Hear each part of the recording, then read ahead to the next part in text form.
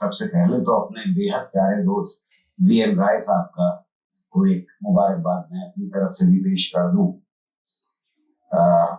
Normally होना तो ये चाहिए कि बर्थडे बेबी के लिए आप कुछ उपहार लेकर के आए, लेकिन यहाँ आते ही मुझे रिटर्न गिफ्ट मिल गया।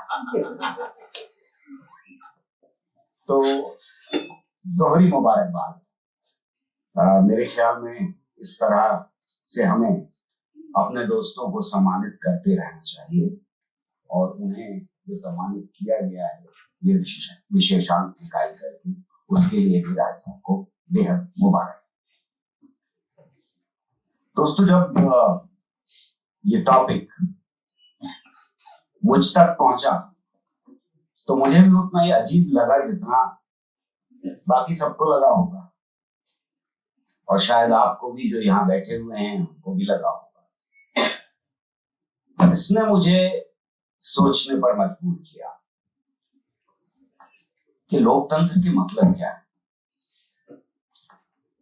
उसकी कई परिभाषाएं एक के बाद एक हमने वीएन राय साहब के और हमारे दोस्त योगेंद्र यादव साहब के ना कहते हुए भी कई परिभाषाएं हमको उनके वक्तव्य में मिल गई। मेरा मानना यह है कि लोकतंत्र का विचार मॉडर्न ख्याल, इंसान बराबरी के ख्याल से जुड़ा हुआ ख्याल, और जब साइंटिफिक रेवोल्यूशन और इंडस्ट्रियल रेवोल्यूशन हो रहा था उसका भी बहुत गहरा ताल्लुक है जिसको हम लोकतंत्र कहते हैं उसके साथ। इसमें बड़ी सारी बहस है कि लोकतंत्र क्या होता है, नेशन स्टेट क्या है, उसकी लोकतंत्र के साथ क्या रिलेशनशिप है।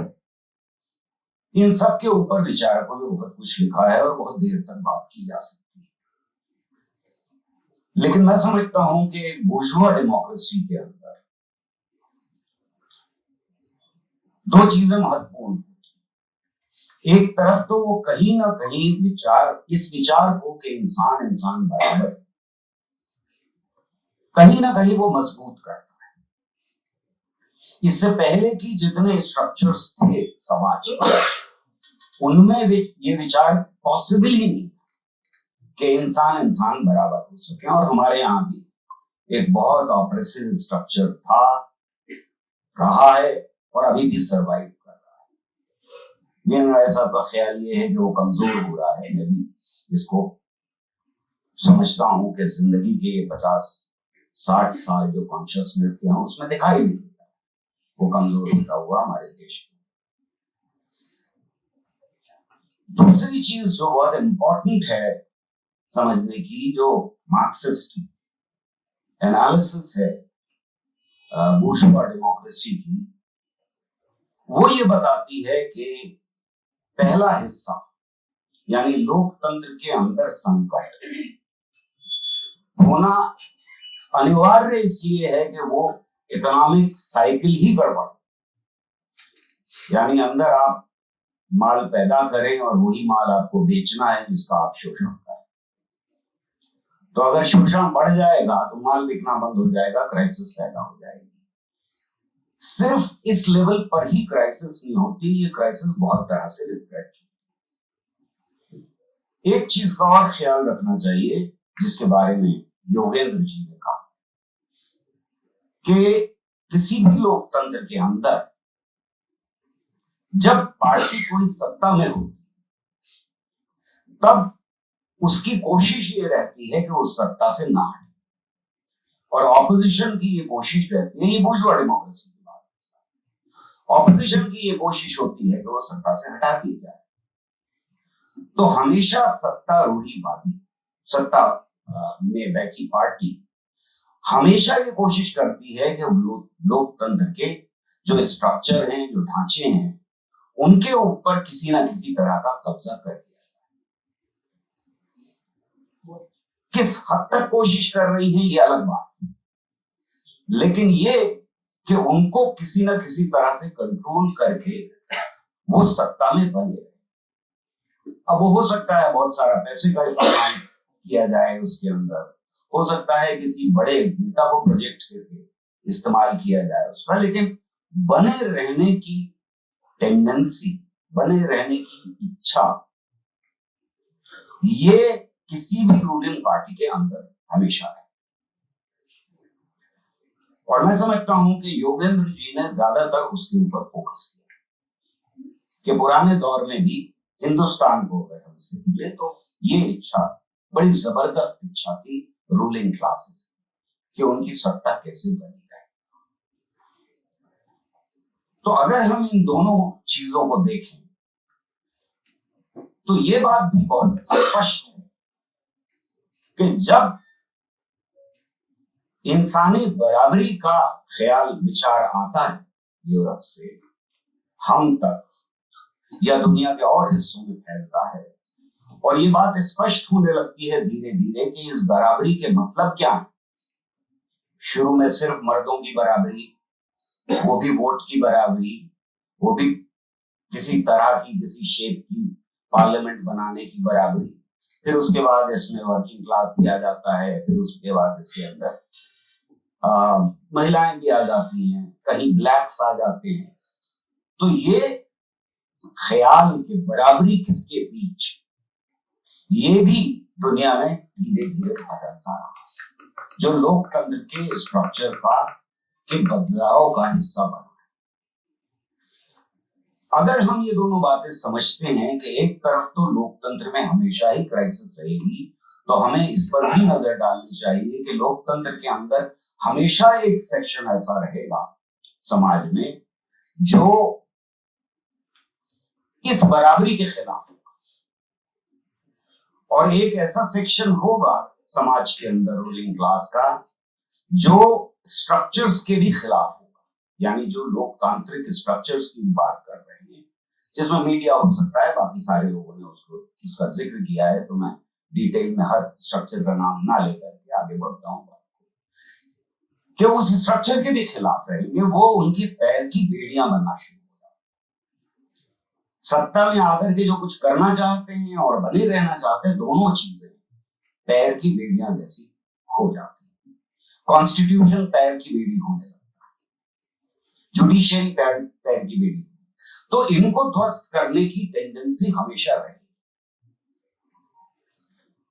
अगर ये है तो ये टेंडेंसी जब तक हाशिए के ऊपर, तब तक लोकतंत्र में एक खास तरह के खतरे पैदा तो होते रहेंगे, लेकिन अगर यहां एक ट्रांजिशन आ जाए कि खुद ऐसी फोर्सेस, ऐसी सोच, दोनों चीजें इंपॉर्टेंट समाज के अंदर पैदा हो जाएं और वो हाशिए से निकल करके सेंटर स्टेज में आ जाए, वो सत्ता के ऊपर कब्जा कर लें पूरी तरह से, तब फिर लोकतंत्र के पूरे ढांचे पे खतरा पैदा होता है। यानी तब लोकतंत्र में खतरा नहीं, बल्कि लोकतंत्र को खतरा पैदा होगा। मैं योगेंद्र यादव जी की बात से बहुत सहमत नहीं हूं। अभी इस सेंचुरी को एनालाइज करना कि उसमें क्या नेचर है फैशिज्म का, वो कोई बहुत जल्दी हो जाएगा। फैशिज्म क्या नेचर इख्तियार करेगा आगे आने वाले 20-25 सालों में, उसमें मुझे लगता है कि कोई बात कहना जरा सा प्रीमैच्योर होगा कि फैशिज्म का नेचर पूरी तरह से बदल गया है। यानी वो फैशिज्म जो है वो इसी तरह से आएगा जैसे आज हिंदुस्तान में आने की सेंटर स्टेज में पूरी कोशिश कर रहा है, या टर्की में आने की कोशिश कर रहा है, या जिन दर्जनों मुल्कों की बात की वहां कोशिश कर रहा है। वो इससे भी ज्यादा भयानक रूप ले सकता है जो हमें दिखाई दे रहा है और हमारी आंखों में चुभ रहा है इजराइल में है। वहां कोई लाग लपेट कुछ नहीं दिखाई दे रही फैशिज्म के अंदर। वो न सिर्फ ये कि बराबरी के कॉन्सेप्ट को ही अटैक कर रहा है भयानक तरीके से, हिटलर से भी ज्यादा क्रूरता के साथ, बल्कि दुनिया में वो टक्कर ले रहा है इस वक्त कम से कम बाकी सारे वेस्टर्न देशों की और अमेरिका की शेयर पर कि अब यूनाइटेड नेशंस में जितने चार्टर साइन किए गए थे वो उनके पैरों की बेड़ी बन गए हैं और उन्हें तोड़ने पे तुला हुआ है। उसको वो नॉर्मलाइज करना चाहता है कि हाँ ठीक है, हमने कभी कहा था कि आम शहरी के ऊपर बम नहीं गिराया जाएगा, अब गिराया जाएगा। हमने कहा था कि यूनिवर्सिटीज पर बम नहीं गिराया जाएगा, अब गिराया जाएगा। हमने कहा था कि हॉस्पिटल्स के ऊपर बम नहीं गिराया जाएगा, अब गिराया जाएगा। हमने कहा था कि हम बच्चों को और औरतों को कत्ल नहीं करेंगे, अब वो कह रहा है कि हम करेंगे और आपके सामने खड़े होकर के बेशर्मी के साथ करेंगे। वो बेशर्मी हमें अपने मुल्क में भी दिखाई, खास तौर से आखिरी की, जिसके ऊपर योगेंद्र यादव जी का बहुत काम है और बहुत अच्छा काम है और बहुत एहसान शायद अभी नस्लें मानेगी उनका, वो SIR के खिलाफ खड़ा हो। ये मेरे ख्याल में आखिरी।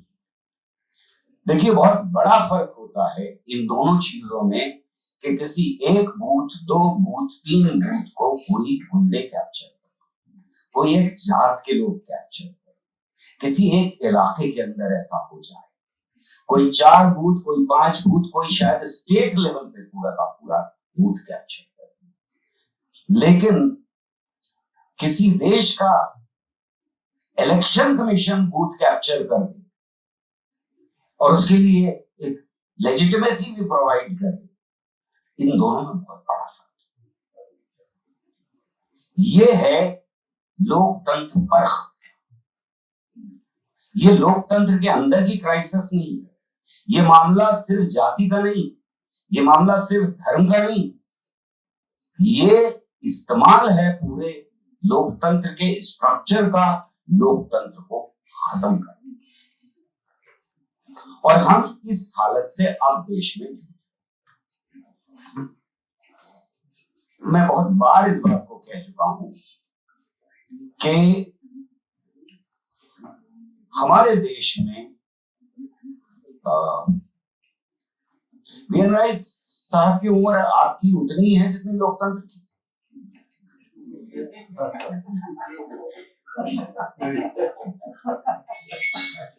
तो हमारे देश के अंदर इस 75 साल में मरी गिरी हालत में भी एक किस्म का नया लोकतंत्र, जिसका एक्सपेरिमेंट यूरोप में नहीं हुआ। ये ब्लूप्रिंट यूरोप का ब्लूप्रिंट नहीं था, और इसलिए नहीं था कि वहां पर जो नेशन स्टेट बनी वो ज्यादातर लिंग्विस्टिक और कल्चरल बाउंड्रीज दोनों को मिला करके लोकतंत्र की बाउंड्रीज खींची। हमारे यहाँ ऐसा कुछ हो ही नहीं पाया।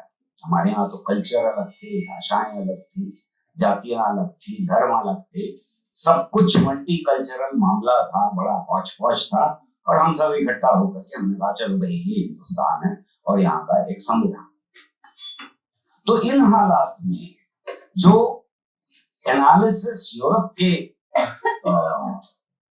लोकतंत्र के ढांचों के बारे में दी जाए या की जाए, वो शायद यहाँ लागू भी नहीं हमारे देश में।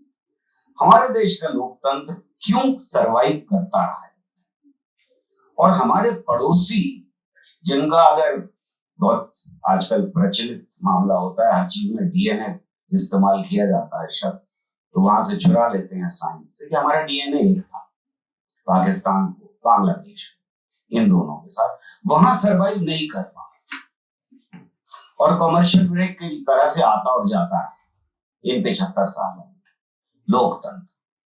हमारे यहाँ क्यों सरवाइव कर पा रहा है, ये सवाल पूछना बहुत इंपॉर्टेंट बात है मेरे ख्याल में।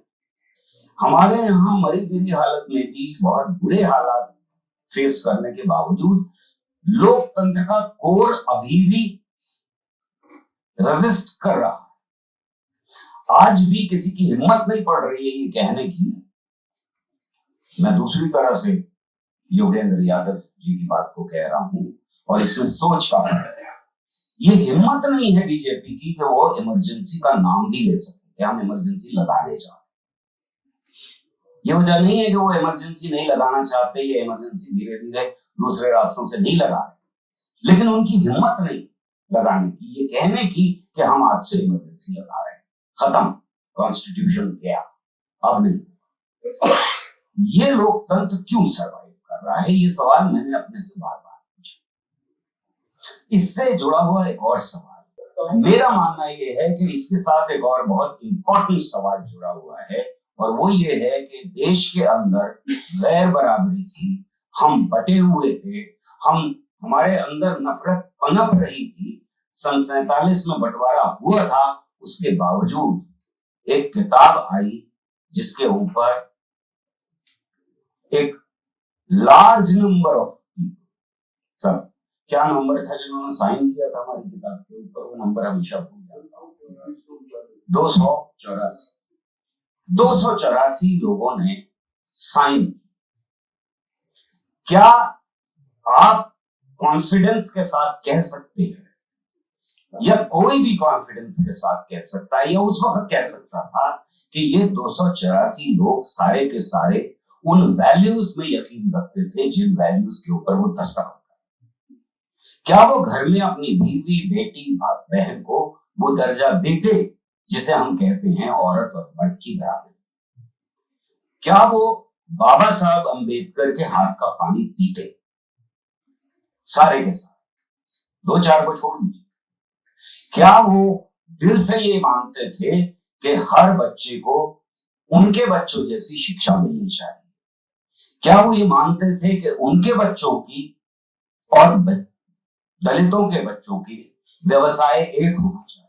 क्या चमार के बच्चे को पढ़ना चाहिए, उसको भी घोड़ी चढ़ना चाहिए? मेरा मानना है तो हमें ये जवाब देना होगा कि उन्होंने साइन क्यों किए। मेरा मानना ये है कि उन्होंने साइन दो वजह से। पहली वजह ये थी कि उनको लगा कि नेहरू, गांधी, आजाद, लेफ्ट के सारे लोग, कम्युनिस्ट पार्टी जो जूझ रही थी उस वक्त, ये सारे लोग पढ़े लिखे लोग हैं, ये एक अच्छी किताब बना सकते हैं, हमारे अंदर सकत भी नहीं, एक अच्छी किताब है, और अगर मनुस्मृति लागू करने की कोशिश की तो गड़बड़ हो जाए देश के अंदर, शायद विद्रोह हो जाए। दूसरी वजह ये थी कि उन्हें पूरा यकीन था कि इन्हें ल्यूनाटिक्स को, ये कुछ पगले लोग हैं, पढ़े लिखे हैं, ये लिख सकते हैं, लिखने दो ये किताब, पर नाला वही उन्हें पूरा यकीन था कि गांव के हालात नहीं बदलेंगे, शहरों के हालात नहीं बदलेंगे, हम अगर जैसे हैं वैसे रहेंगे, तभी कोई परेशानी नहीं। धीरे धीरे परेशानी आनी शुरू हो गई इस देश के अंदर। कोई एक उठा और कल की खबर कि वो घोड़ी चढ़ रहा था, उसको किस तरह से मारा है। कल की एक और खबर कि किसी की बारात आ रही थी लड़की की, और सड़क के ऊपर पानी भर दिया ताकि बारात घर तक ना पहुंचने पाए। तो ये कॉन्शियसनेस कहीं गई नहीं थी। अब ये कॉन्शियसनेस जो समाज के अंदर है वो तिलमिला है। जो हमारे शुरू का पीरियड है उसमें अगर हम देखें तो एक तरफ ये क्राइसिस डेवलप हो रही है धीरे धीरे, और दूसरी तरफ ये भी देखना जरूरी है, जो सवाल मैंने उठाया कि हम में और पाकिस्तान में क्या फर्क था, हम में और बांग्लादेश में क्या फर्क था। फर्क था कि यहाँ मेजॉरिटी हिंदू थी, वहां मेजॉरिटी मुसलमान थे। हो सकता है कि यहाँ बैठे हुए लोगों में से भी कुछ लोग ये यकीन रखते तो भाई इस्लामिक मुल्ला है, मुल्ला कैसे चला सकते हैं, ऐसे ही चलाएंगे देश को, इसलिए वहां ऐसा हो रहा है। पर अगर ये स्ट्रक्चर रखा जाए जो आरएसएस ने प्रोपेगेट किया है, जिनमें से हमारे जैसे लोग भी कन्विंस हो जाते हैं बहुत कि हाँ जी इस वजह से हुआ है, हाँ मैं समझता हूँ ऐसा नहीं, क्योंकि इस स्ट्रक्चर के अंदर हम नेपाल को फिट नहीं कर सकते, इस स्ट्रक्चर के अंदर हम श्रीलंका को नहीं कर सकते, म्यांमार को नहीं कर सकते। इस स्ट्रक्चर में 10 पाकिस्तान से लेकर के बांग्लादेश और उधर अफगानिस्तान, ईरान वगैरह वगैरह ये देश। हमने क्या किया जो इनसे अलग था? हमने इनसे अलग ये किया कि नेहरू की लीडरशिप में साइंटिफिक लीडरशिप को एक ऐसा दर्जा दिया जहां आज भी उसकी एक अनपढ़ नागरिक भी मोहब्बत करता है, इज्जत करता है। साइंटिस्ट के बारे में कहा कि वो रूढ़िवादी हैं, वो बहुत सारे अंधविश्वासी हैं। मैं समझता हूं कि मेजॉरिटी जो डेटा बता रहा है उसमें मेजॉरिटी कहीं ना कहीं अंधविश्वासी हैं, ये बात सच है। और सोशल साइंसेस के जो लोग हैं उनमें कम है अंधविश्वास बनिस्बत साइंटिफिक कम्युनिटी के। और उनमें भी अगर हम इंजीनियर्स को देखें और डॉक्टर्स को देखें तो कहीं ज्यादा अंधविश्वासी हैं हमारे देश में। उसकी वजह यही रही है कि इन साइंटिस्ट को अगर बड़ी टर्म यूज की जाए कि सोशल साइंसेस से हमेशा अलग कर दिया गया, तो इन्हें इनकी डुअल पर्सनालिटी डेवलप हुई कि भाई लैब में करो, पढ़ो, नॉवेल क्या पढ़ना, कविता क्या पढ़ना, म्यूजिक क्या करना, अपना काम करो, साइंटिस्ट बन जाओ। और मैं समझता हूँ वो भी ज्यादा जाए, बहरहाल उसमें मैं नहीं जा रहा। आम जनता के दिल में साइंस और टेक्नोलॉजी के लिए जितनी कदर है, जितनी उनके साथ आस्था है उनके बीच में, उसमें कोई कमी नहीं, खुद अंधविश्वासी होने के बावजूद। तब फिर मसला खड़ा होता है कि ये अंधविश्वास कहाँ है और साइंस में यकीन कहाँ, साइंटिफिक टेम्पर कहाँ। तो मैं ये समझता हूं कि असल प्रॉब्लम हमारी कमजोरी ये रही कि एक आम आदमी इस देश का, मैं उस एनालिसिस से बिल्कुल डिसएग्री करता हूं जो योगेंद्र जी ने रखा। मैं ये समझता हूं कि एक आम आदमी एक वक्त में ही पूरी तरह से रैशनलिस्ट होता है और वो अंधविश्वासी है। और ये हम सबके साथ, ये मैं किसी झुग्गी झोपड़ी और कहीं दूर बैठे हुए किसी गंदे से आदमी और गरीब आदमी की बात नहीं कर रहा। हम एक हिस्सा अपना सोच का हमेशा इरेशनल रखते होता है हमारे पास। अब उसके अंदर अंधविश्वास भी होते हैं और कुछ ऐसी चीजें हैं जिनका साइंस जवाब ही नहीं दे सकती।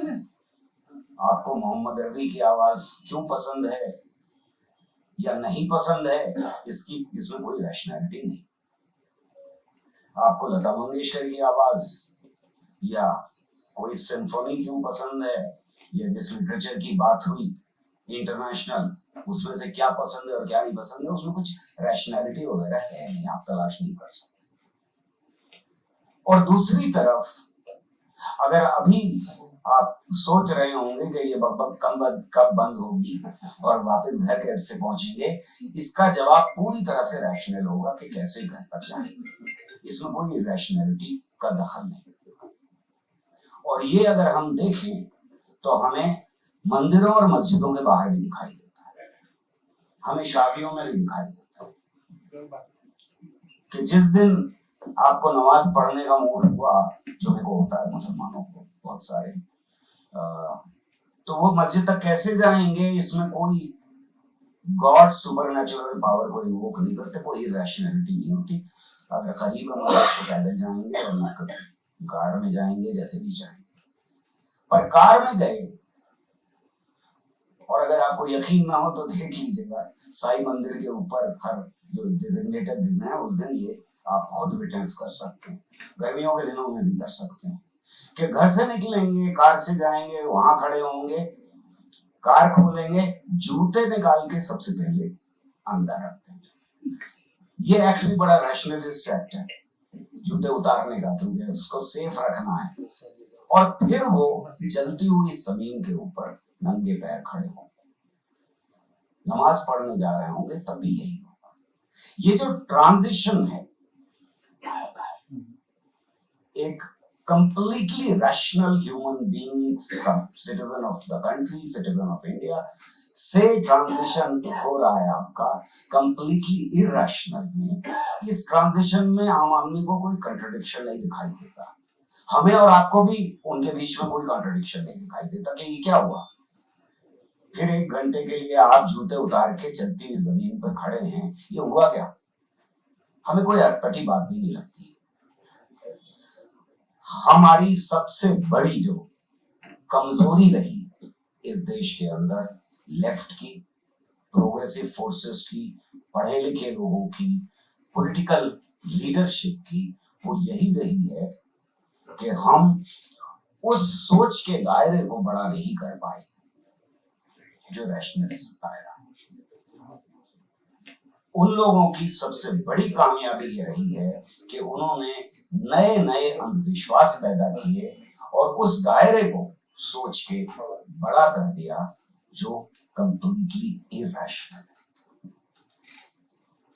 सवाल यह है कि क्राइसिस जब हो रही है लोकतंत्र के अंदर, तो उसमें सिर्फ इकोनॉमिक क्राइसिस का हाथ नहीं, सोच की क्राइसिस का भी बहुत बड़ा हाथ है। और ये जो सोच की क्राइसिस है, ये आज भी सारे झूठ, मक्कारी और उसके साथ साथ बेशर्मी के बावजूद पूरी की पूरी बीजेपी की लीडरशिप को लोग एक्सेप्ट कर रहे हैं बड़े लार्ज नंबर में। उसकी वजह ही ये सोच की क्राइसिस है। इस सोच की क्राइसिस से बाहर निकालने के लिए अगर हम कोशिश नहीं करेंगे तो शायद हम आग बुझाते रहेंगे कि अब उन्होंने एसआईआर कर दिया, अब उन्होंने ये लिमिट क्रॉस कर दी, अब वो लिमिट क्रॉस कर दी। वो तो ध्वस्त करने आए ही हैं लोकतंत्र को, कह के आए हैं, और आज से नहीं 100 साल से कह रहे हैं कि वो ध्वस्त करना चाहते हैं। वो हर चीज इस्तेमाल करेंगे, लेकिन सोच की लड़ाई में अगर हम हार गए तो फिर हम लड़ाई नहीं जीत सकते। बहुत बहुत शुक्रिया।